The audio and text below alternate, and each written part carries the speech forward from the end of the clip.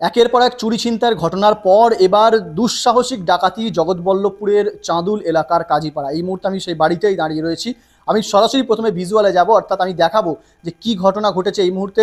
একটি ফাঁকা বাড়ির সুযোগ নিয়ে ডাকাতেরা গভীর রাতে তারা এসে কিন্তু একেবারে লণ্ডভণ্ড করে দিয়েছে একটি বাড়ি, এবং বাড়ির যে সমস্ত গহনা ছিল, যা ছিল সমস্ত কিছুই একেবারে চুরি করে নিয়ে গিয়েছে।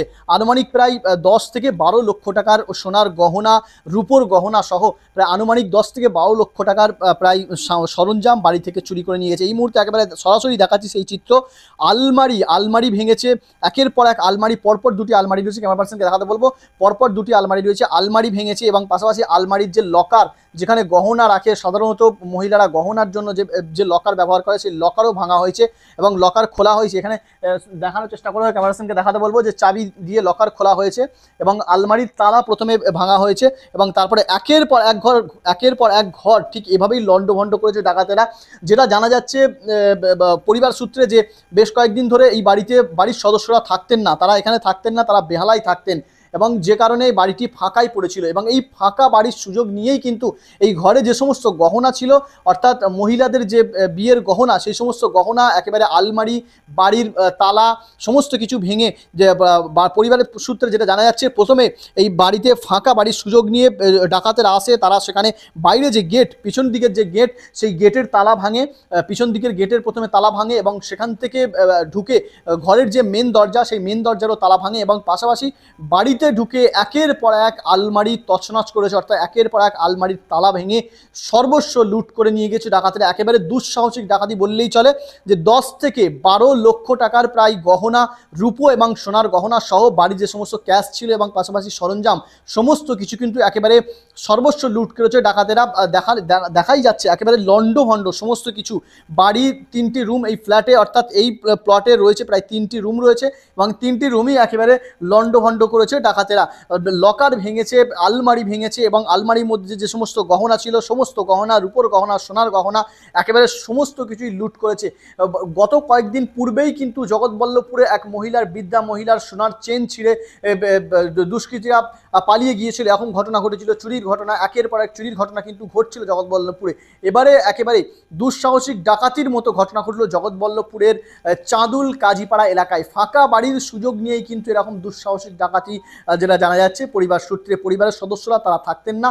গত লোকসভা ভোটে তারা এই এলাকায় ভোট দিতে এসেছিলেন, এবং ভোট দেওয়ার পরে তারা চলে গিয়েছিলেন আবার কলকাতার বেহালা, সেখানেই কিন্তু থাকতেন, এবং তারপর থেকেই বাড়িটি ফাঁকা পড়েছিল। আজ প্রতিবেশী যারা রয়েছে, অর্থাৎ এই বাড়ির প্রতিবেশী যারা রয়েছে এবং এই বাড়ির সদস্যদের যারা আত্মীয় রয়েছে, তাদের নজরে প্রথম আসে ঘটনাটি, যে বাড়ির তালা ভাঙা রয়েছে, গেট ভাঙা রয়েছে, একাধিক তালা ভাঙা রয়েছে। তারাই কিন্তু ইতিমধ্যেই পুলিশকে খবর দিয়েছে, এবং পুলিশও এসেছে ঘটনাস্থলে।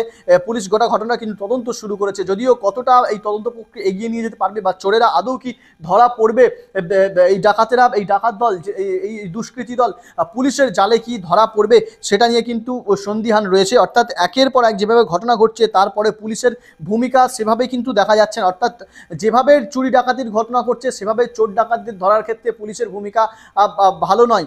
সেক্ষেত্রে বলা যেতেই পারে, এই যে ডাকাতির ঘটনা, পুলিশ কতটা কিনারা করতে পারবে, বা এই সোনা গহনা উদ্ধার করতে পারবে, বা এই সমস্ত ডাকাত দলকে ধরতে পারবে, সেটা নিয়ে কিন্তু একটা প্রশ্ন চিহ্ন থেকে যাচ্ছে। স্বাভাবিকভাবেই এরকম একটা ঘটনা, দুঃসাহসিক ডাকাতির ঘটনায় এলাকায় একটা চাঞ্চল্য ছড়িয়েছে। একের পর এক চুরি ডাকাতির মতো ঘটনা। যদি এই ঘটনা ইতিমধ্যেই পুলিশ তদন্ত শুরু করেছে, এবং দোষীদের খোঁজার চেষ্টা চলছে। এলাকার যে সমস্ত সিসিটিভি, সেই সমস্ত সিসিটিভি খতিয়ে দেখছে, এবং পরিবারের যে সমস্ত সদস্য যারা রয়েছে, তাদের সঙ্গেও কথা বলছে পুলিশ।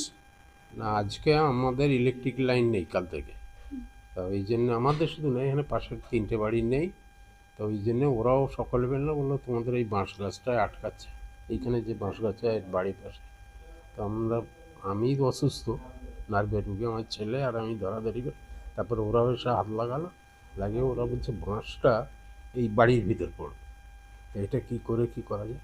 ঠিক আর কদিন আমরা এই রাস্তা দিয়ে আসছিল না, পূর্ব দিক দিয়ে ওই টালি ফেলেছি, পায়ে লাগে, সেই আমরা এই পাশ দিয়ে যাতায়াত করেছি, ছেলেও যাতায়াত করেছে। তো আজকে হঠাৎ আসার সময় দরজাটা যে পরিমাণ লাগানোর কথা, মাঝখানে না থেকে একটু যেন সাইডে, তা আমি দেখে চলে গেছি, গিয়ে ওই মাছ কাটছি, আর ওরা হেল্প, ওদের যখন এলো আমি দেখি, আবার ঘুরে এসে দেখি দরজাটা তো সেই ড্যাশবোর্ডে যে লাগানো থাকে এটা ভেতরে লাগানো নেই, কী হলো তো বলে আমি মানে টানতেই খুলে গেল। ওরা তালা দিয়ে যায়নি। তারপরে বাইরে বেরিয়ে মানে ভেতরে ঢুকেই দেখি তালাটা পড়ে আছে, তালাটার মুখটা ভাঙা। কিন্তু তাহলে তো ভাঙা, যাই হোক বাঁশটা ধরে তাড়াতাড়ি নামিয়ে নিয়ে ওদের বললো যে, ওরাও তখন চলে গেছে, ওদের আবার তাড়াতাড়ি বললাম এই সাংঘাতিক ব্যাপার। হ্যাঁ, তারপর আমার ছেলেকে বললাম এই দরজাটা দেখতো টেলে। হ্যাঁ, ওখানে জলের একটা বোতল ছিল, এই ঠান্ডা জলের। তা সেই বোতলটা এখানে এ তো থাকে ফ্রিজে, তো এলো কেন, এটা সন্দেহ হলো। আমি দেখতো ঘরটা ঠেলে, তা বললে কই তালা নেই। এমনি তালা এদিকটা তালা, এমনি এলে এদিকে তালা আছে, অথচ ওটা ঠেলতেই খুলে গেল। তাহলে তো কেউ, তারপরে ওই এলো, আমি তো অত তাড়াতাড়ি চলতে পারিনি, এসে তুলে বললে আব্বা তাড়াতাড়ি এসো, এখানে কি সাংঘাতিক দরজা ভাঙা। তারপরে এসে দেখি সব আলমারি টালমারি ভাঙা, মানে দুটো ঘরেরই চারটে আলমারি ভাঙা। তারপরে বাড়িতে কেউ ছিল না, এ তো তালা দেওয়া, বাইরে মেন গেটে তালা দেওয়া, এদিকে তালা দেওয়া, দুটো ডবল তালা। আমার তো জানা নেই, আনুমানিক। এবারে আমরা কিছু গয়না দিয়েছিলাম, তারপরে ওনারা কিছু দিয়েছিল, তা সেই গয়নাগুলো সব এখানে আছে। আনুমানিক আমার ধারণা প্রায় মানে দুজনের মিলে 8-10 ভরি তো হবে। রূপও অনেক ছিল। এখন তো দাম বেড়ে গেছে, এখন 8-10 লাখ, 10-12 ওপর হয়ে যাবে। আর রূপোর দামও তো আমার এরকম 10-12 লক্ষ টাকার আন্দাজ। মানে এখনকার দাম বেড়ে যাচ্ছে। আচ্ছা, আপনারা কি প্রশাসনকে জানিয়েছেন? আমরা ওই তো সিভিক ওই তো থানাকে জানিয়েছি, পুলিশ এসেছে, তারাও দেখছে, ফটো তুলেছে। আচ্ছা, আপনারা কি অভিযোগ করবেন? আমরা তো অভিযোগ তো করিয়েছি, থানাকে জানানো মানেই তো অভিযোগ। লিখিত অভিযোগ আমার বৌমারা আসছে, খবর দিয়েছে, ওনারা এসে বলেছি থানা হয়ে আসছে। এটা কার বাড়ি আপনার? এটা হচ্ছে আমার ভাগনা তৈঞ্জুর আলী। আল তামার রেস্টুরেন্ট এবার নিবড়াই সম্পূর্ণ শীততাপ নিয়ন্ত্রিত অত্যাধুনিক সুসজ্জিত রেস্টুরেন্ট। এখানে থাকছে আরাবিয়ান মান্ডিতে বসে লাঞ্চ এবং ডিনারের সুযোগ। বিভিন্ন ধরনের খাবারের পসরা নিয়ে হাজির আল তামার রেস্টুরেন্ট। যে কোনো অনুষ্ঠানের জন্য বুক করতে পারেন, থাকছে কনফারেন্সের সুবিধা। আমাদের ঠিকানা নিবড়া হারুন মার্কেট, ডোমজুর। যোগাযোগ করুন 9123608838। আরাবিয়ান মান্ডির স্বাদ গ্রহণ করতে হলে আপনাকে আসতেই হবে আমাদের রেস্টুরেন্টে। তাহলে আর দেরি কেন, আজই আসুন আল তামার রেস্টুরেন্টে।